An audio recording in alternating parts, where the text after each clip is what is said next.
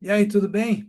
Olha, a principal notícia de hoje, são os jogos da rodada do Campeonato Brasileiro, a penúltima rodada, e o Flamengo pode ser o campeão com uma rodada de antecipação ou não, pode só decidir no final de semana, domingo. Se o Flamengo ganha hoje do Ceará no Maracanã, ele já o jogo contra o quem que ele joga o Flamengo, cara? Contra o Mirassol no final de semana vai ser antecipado de domingo para o sábado. Aí o Flamengo pode meter um time reserva ali e se preparar melhor para a viagem, para disputar o Mundial, que é o torneio intercontinental, né? Vai pegar um time do México na semana que vem. Bom, e aí ganha um dia, né, de treinamento, tal, de descanso. O outro jogo é Palmeiras e Atlético Mineiro lá em Belo Horizonte, quer dizer, os dois times de ressaca e maus, né? Estão maus. O Galo tá com aquela ressaca negativa da perda do Sul-Americano da final, perdeu para um time muito mais fraco, que era o Lanús, e ficou chupando o dedo a temporada inteira, e a torcida do Galo está de mal com o time.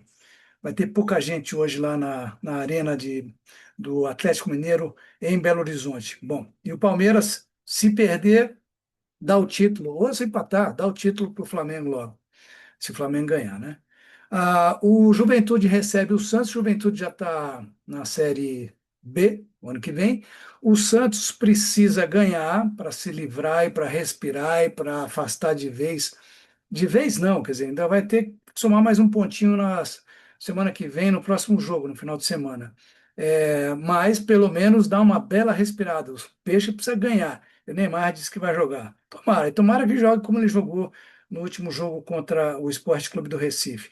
Em Fortaleza, o Fortaleza joga a sua sobrevivência contra o Coringão. Jogo difícil para o Fortaleza, mas o Fortaleza vem em ascensão.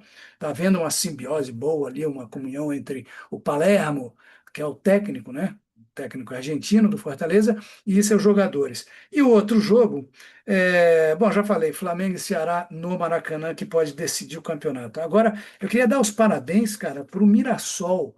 O Mirassol, que tem uma folha salarial de menos de 5 milhões de reais, menos de 5 milhões de reais, a folha salarial do Mirassol, já está classificado diretamente para a Taça Libertadores da América, Copa Libertadores, se você preferir. No ano que vem, não vai ter que passar por para jogo eliminatório, nada disso. Já está na Libertadores.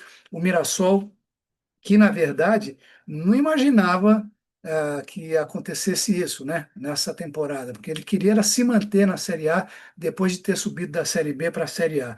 Portanto, com a vitória de ontem sobre o Vasco da Gama lá em São Januário, e o Vasco, o Mirassol conquistou o direito de estar na Libertadores no ano que vem. Uma outra coisa, que quando eu falei do Santos, eu não falei aqui, é que o Flamengo está de olho no Gabriel Brazão, o goleiro do Peixe, que salvou o time do Santos em várias ocasiões nessa temporada. Às vezes não salvou da derrota, mas salvou o time de uma goleada. É um belo goleiro, é doidão, mas é um baita do goleiro.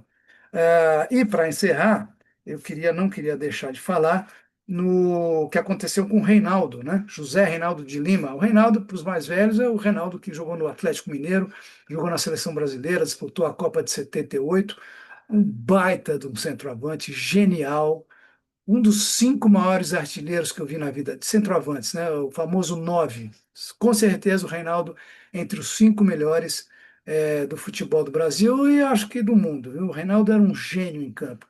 Pena que não conseguiu ter uma carreira longeva, porque com 16, 17 anos ele já estava sem nenhum menisco, de tanta pancada que ele levava dos zagueiros, brucutus, que não suportavam a habilidade e a genialidade do Reinaldo, era um insulto para eles. Então, como é que pode? Um garoto, adolescente, fazendo isso comigo? E desciam o cacete nele.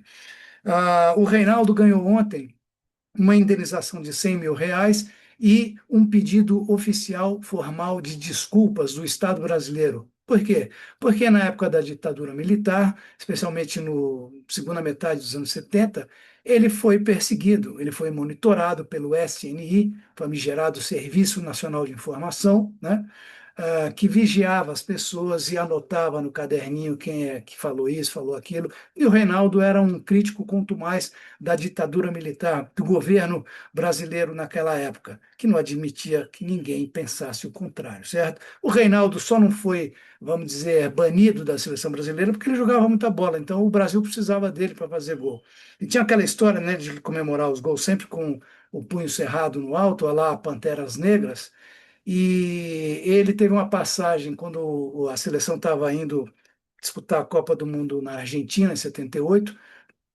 Teve lá uma festa de despedida da delegação. O Geisel, que era o presidente na época, Ernesto Geisel, general, militar, enfim, chegou para ele ao cumprimentar o Reinaldo, que era um garoto, falou assim: Ah, então é esse, é você. Você joga muito futebol, mas deixa a política para nós. Se preocupe só em jogar futebol. Quer dizer, uma ameaça para um garoto, né? Ficou olhando para ele, cumprimentou, não falou nada, não abriu a boca. E na viagem, o André Richer, que era o chefe da delegação da seleção brasileira, virou-se para o Reinaldo e falou assim: Reinaldo, comemora com os dois braços levantados, é mais bonito. Essa coisa de comemorar o gol assim é meio revolucionária, não fica bem. O Reinaldo ouviu, não falou nem sim nem não, e na estreia o Brasil fez 1-0 e o Reinaldo fez o gol. Ele, imediatamente depois que ele fez o gol, ele foi lá e, bumba, levantou um braço, com o punho cerrado. Logo depois ele levantou o outro, mas deu tempo de todo mundo fotografar e a foto ficou para sempre, tá certo? Bom, essa concessão da indenização foi feita pela Comissão de Anistia do Ministério dos Direitos Humanos e da Cidadania. Parabéns, Brasil! O Brasil está mudando para melhor. Um abraço.